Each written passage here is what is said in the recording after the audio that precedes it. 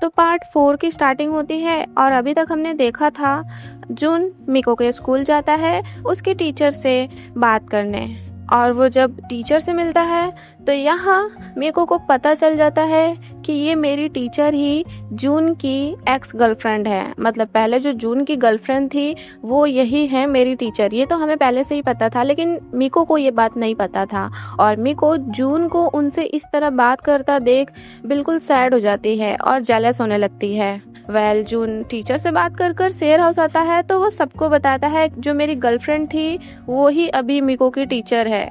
और जून का बात सुनकर यहाँ सारे लोग जून को टीज करने लगते हैं कि ओहो चलो फाइनली तुम लोग फिर से मिल गए, और कहीं तुम इसीलिए तो अभी तक दूसरी गर्लफ्रेंड नहीं बनाए थे क्योंकि तुम्हें पता था कि वो आने वाली है। केंतारो ऐसा ऐसे बोलकर जून को टीज करने लगता है, लेकिन मिको तो यहाँ बिल्कुल शांत शांत सी रहती है। मतलब ऐसा जैसे उसको कोई सदमा लग गया हो कि ये क्या हो रहा है मेरे साथ। नेक्स्ट डे मिको स्कूल भी नहीं जाती है और खुद को अपने रूम में लॉक की रहती है और रूम से बाहर नहीं आती। मिको का ऐसा बिहेवियर देखकर जून को लगता है कि शायद ये अपने फ्यूचर प्लान्स के वजह से टेंशन ले रही है और इसीलिए ऐसा बिहेव कर रही है। तो वो मिको से चाहता है बात करने के लिए और वो उसके डोर को नॉक करता है तो मिको डोर ओपन नहीं करती है। तो जून बाहर ही से बोलने लगता है कि मुझे पता है तुम अभी डिसाइड नहीं कर पा रही हो कि आगे चलकर मैं क्या करूं। और वो बताने लगता है कि जब मैं भी स्कूल में था ना तो मेरे साथ भी ऐसा ही होता था। मैं भी उस टाइम डिसाइड नहीं कर पाया था कि मैं आगे चलकर क्या करूं और मैं भी ऐसे ही खुद को रूम में लॉक कर लिया था। लेकिन मिको तो अंदर से सारा बात सुन रही होती है और सोच रही होती है कि हाँ इसीलिए फिर गर्लफ्रेंड बनाए ना। मतलब जून से वो अभी तक गुस्सा है बिल्कुल। फिर जून बोलता मिको से कि इस संडे को हम लोग मूवी देखने चले, और मूवी का नाम सुनते ही मिको फाइनली अपना मुंह खोल देती है और वो बोलने लगती है कि नहीं, ना मैं संडे को फ्री हूँ और ना ही मैं सैटरडे को फ्री हूँ। जून तो ऐसा इसलिए बोला होता है क्योंकि वो बस मिको का आवाज़ सुनना चाह रहा था कि हाँ ये ठीक है कि नहीं, अपने रूम में है लेकिन ठीक है कि नहीं। और वो बोलता है ठीक है कोई बात नहीं।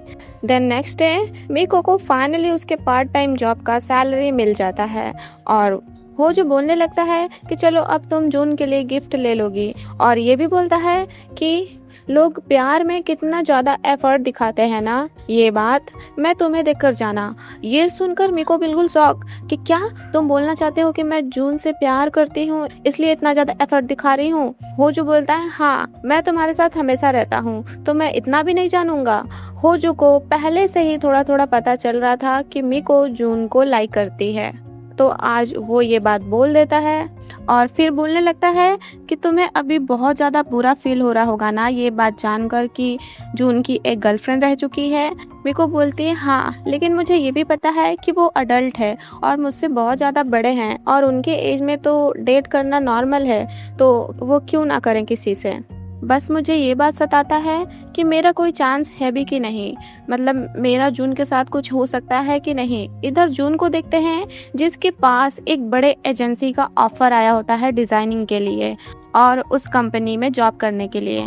देन नेक्स्ट डे मिको जब स्कूल जाती है तो उसके टीचर मिको के पास आती हैं एंड उसे बात करने के लिए बुलाती हैं और वो बताने लगती हैं कि मुझे शेयर हाउस से इनवाइट आया है, केंतारो एंड असाको ने मुझे बुलाया है जून के बर्थडे पार्टी के लिए, तो मैं वहाँ आऊँगी तो तुम्हें कोई प्रॉब्लम नहीं होगा ना। मिको बोलती है हाँ आप आइएगा ना, मुझे कोई प्रॉब्लम नहीं है। और फिर मिको के टीचर पूछने लगती है कि जिस पर तुम्हें क्रश था जो तुमसे एज में बड़े हैं, कहीं वो जून ही तो नहीं है ना।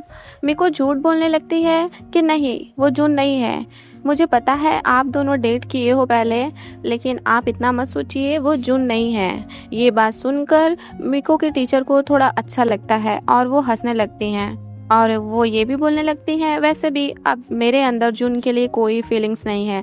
मिको को भी ये बात सुनकर अच्छा लगता है कि इनके अंदर अब जून के लिए कोई फीलिंग्स नहीं है और वो अपने पार्ट टाइम जॉब पर भी होती है, तो यही बात सोचकर हैप्पी हो रही होती है कि मेरे टीचर के अंदर अब जून के लिए कोई फीलिंग्स नहीं है तो मेरा चांस है, मतलब मैं कुछ कर सकती हूँ अब। और वो ये सब सोचते हुए जून के लिए केक बनाती है क्योंकि जून का आज ही बर्थडे होता है और मिको को इस तरह होजो भी देख रहा होता है। शाम को जून जब शेयर हाउस आता है तो वो देखता है कि सारे लोग बिल्कुल अच्छे से डेकोरेट किए होते हैं जून को सरप्राइज देने के लिए, जिसे देखकर जून को बहुत ज़्यादा अच्छा लगता है। और तभी वहाँ मिको की टीचर भी आ जाती हैं सारे लोग के लिए ड्रिंक्स वगैरह लेकर, और वो जून के लिए केक भी लाई होती हैं। और उनका केक देखकर मिको सैड हो जाती है क्योंकि वो भी तो जून के लिए केक बनाई है। और यहाँ मिको को खुद को बिल्कुल अकेला फील होता है और बिल्कुल अलग सा फील होता है, क्योंकि जैसे ही मिको की टीचर आती हैं सारे लोग उनसे बात करने लगते हैं, तो ये पहले का सारे मिलकर बात करने लगते हैं और मिको को बिल्कुल भूल जाते हैं। और हो जो मिको को देखकर ये बात समझ रहा होता है कि मिको को यहाँ अकेला सा फील हो रहा है। और मिको से जब ये सब नहीं देखा जाता तो वो अपने रूम में चली जाती है और अपने रूम में जाकर वो जो जून के लिए केक बनाई होती है उसको देख रही होती है। लेकिन तभी जून मिको की टीचर को, मतलब अपनी एक्स गर्लफ्रेंड को अपना रूम दिखाने आता है और वहाँ भी वो दोनों बिल्कुल अच्छे से बात कर रहे होते हैं, जिसे सुन कर मिको और ज़्यादा उदास हो रही थी। और वो बाहर जाती है तो वो बोलने लगती है कि मैं अपने पार्ट टाइम जॉब पर जा रही हूँ क्योंकि वहाँ कोई ज़रूरी काम है।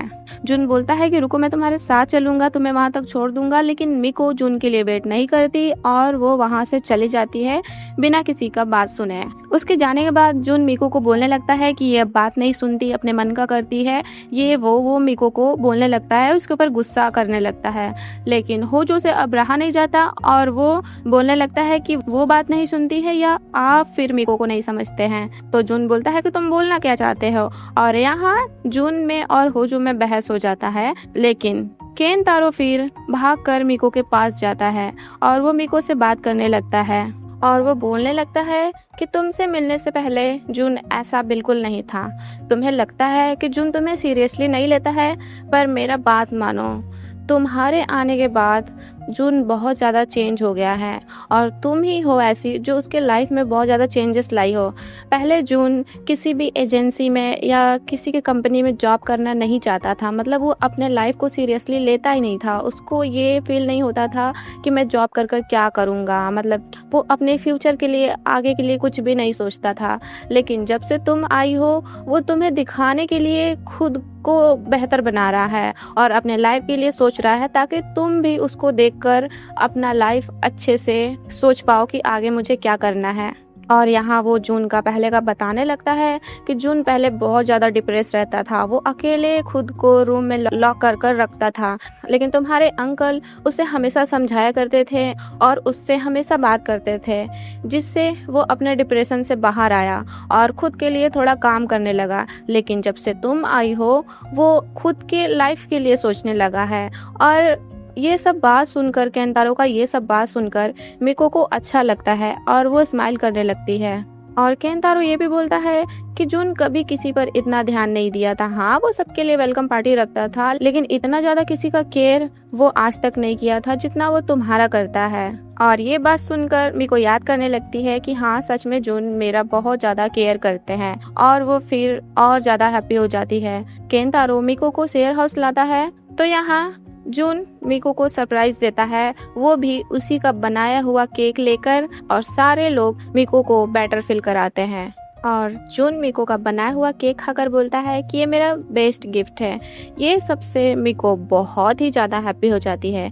इधर मिको की टीचर को देखते हैं जो रास्ते में होती हैं और जून को कॉल कर कर उससे बात करने लगती हैं और वो बोलने लगती हैं कि मैं इतना जल्दी आ गई, लेकिन तुम्हें इतने टाइम बाद सामने से देखकर मेरा आने का मन नहीं कर रहा था। नेक्स्ट डे जून अपने जॉब से आता है तो देखता है मिको स्टडी कर रही होती है, क्योंकि वो जून को अब देख ली होती है कि जून इतना मेहनत से अपना काम कर रहे हैं, तो अब मैं भी बिल्कुल अच्छे से स्टडी करूँगी। और वो अपना पार्ट टाइम जॉब भी छोड़ दी होती है। मिको को स्टडी करता देख जून उसे टीज करने लगता है कि ओहो, तुम अपने पार्ट टाइम जॉब पे नहीं गई, यहाँ स्टडी कैसे करने लगी। लेकिन वहीं फिर जून को मिको की टीचर का कॉल आता है और जून उनसे बात करने चला जाता है और मिको को लगता है कि वो अपने काम से बात करने के लिए गए हैं। तो मिको होजो को मैथ समझाने के लिए बोलती है, क्योंकि मिको मैथ में वीक होती है। इधर जून मिको के टीचर से बात कर रहा होता है, मतलब अपनी एक्स गर्लफ्रेंड से, तो वो जून से मिलने के लिए बोल रही होती हैं। जून बोलता है कि हाँ, अभी मैं अपने काम में बिजी हूँ, मुझे प्रोजेक्ट मिले हैं, लेकिन काम से खाली होने के बाद मैं जरूर तुमसे मिलूंगा। होजो इतना अच्छे से मीको को मैथ का ट्यूशन देता है कि उसे एक दिन में ही मैथ थोड़ा अच्छे से समझ में आने लगता है। फिर होजो उससे बोलने लगता है कि अब तो तुम्हें कोई प्रॉब्लम नहीं है, तो क्यों ना अब तुम जून से सामने से अपनी फीलिंग कॉन्फेस कर दो। और होजो के ये बोलते ही जून भी वहाँ आ जाता है और होजो मीको को बेस्ट ऑफ लक बोलकर वहाँ से चला जाता है। और मीको सोचने लगती है कि मैं कैसे जून से अपना फीलिंग बताऊं, और वो बहुत ज़्यादा नर्वस और ब्लश कर रही होती है जून को इस तरह देखकर। जून आता है तो बोलने लगता है कि देखो जरा तुमने क्या क्या पढ़ाई किया, और वो मीको का सॉल्व किया हुआ मैथ का क्वेश्चन देखने लगता है। वो बोलता है मैं मैथ में उतना अच्छा नहीं क्योंकि मैंने आर्ट से पढ़ा है, लेकिन फिर भी मुझे इतना तो समझ में आता है। और ये बोलते बोलते वो मीको के बिल्कुल क्लोज हो गया होता है, और इतना क्लोज जून को देखकर मीको बिल्कुल ब्लश करने लगती है और बहुत ज़्यादा नर्वस हो जाती है। सोचने लगती है कि ये मेरे इतने पास है, मैं कैसे अपना फीलिंग कॉन्फेस करूं। और वो नर्वस होते होते जून से ये बोलकर वहाँ से भाग जाती है कि मैं सोने जा रही हूँ। नेक्स्ट डे जब मीको स्कूल जाती है तो उसकी टीचर उससे आज फिर से बात करने लगती हैं, और वो यहाँ बताने लगती हैं कि मैंने उस दिन तुमसे बोला था कि मेरे अंदर अब जून के लिए कोई फीलिंग्स नहीं है, लेकिन जून से इतने टाइम बाद ऐसे अच्छे से मिलने के बाद मुझे समझ में आ गया कि मेरे अंदर अभी तक जून के लिए फीलिंग्स है। और अपने टीचर की ये बात सुनकर मीको फिर से बिल्कुल सैड हो जाती है, क्योंकि उसको लगा था कि अब मेरी टीचर उनको लाइक नहीं करती तो मेरा कोई चांस है। फिर मीको को उसकी मॉम का कॉल आता है जो बताने लगती है कि तुम्हारे ग्रैंडमा का सर्जरी होने जा रहा है। और ये सुनकर मीको बिल्कुल परेशान होने लगती है कि आखिर ग्रैंडमा को ऐसा क्या हो गया जो उनका ऐसे सर्जरी होने जा रहा है। वो अपनी मॉम से पूछने का ट्राई करती है, लेकिन उसकी मॉम बिना बताए हुए ही कॉल को कट कर देती है। लेकिन ये बात से मीको बहुत ही ज़्यादा परेशान होने लगती है, और जून मीको को देखकर समझ जाता है कि ज़रूर इसके घर में कुछ हुआ है, इसी वजह से ये इतना परेशान है।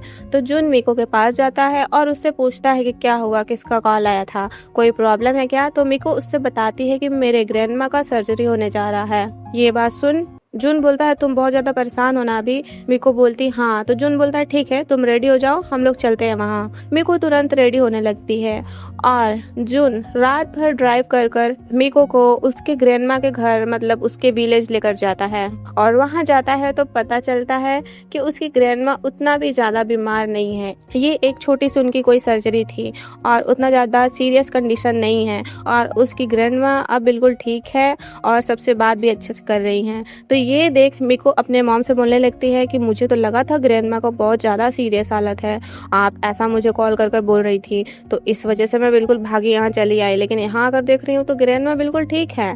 तो जून मीको को डांटने लगता है और बोलने लगता है कि हाँ वो तो सर्जरी के बाद ठीक है ना, और तुम ऐसा क्यों बोल रही हो, तुम्हें तो और खुश होना चाहिए कि तुम्हारी ग्रैंडमा बिल्कुल ठीक है। और दोनों इसी में बहस करने लगते हैं, और इन दोनों का बहस देखकर मीको की मॉम और उसके घर वाले हंसने लगते हैं। इन दोनों को इस तरह इतना पास देकर मीको के अंकल मीको से बात करने लगते हैं कि जून अब पहले जैसा नहीं रहा, वो पहले इतना ज़्यादा हैप्पी नहीं दिखता था।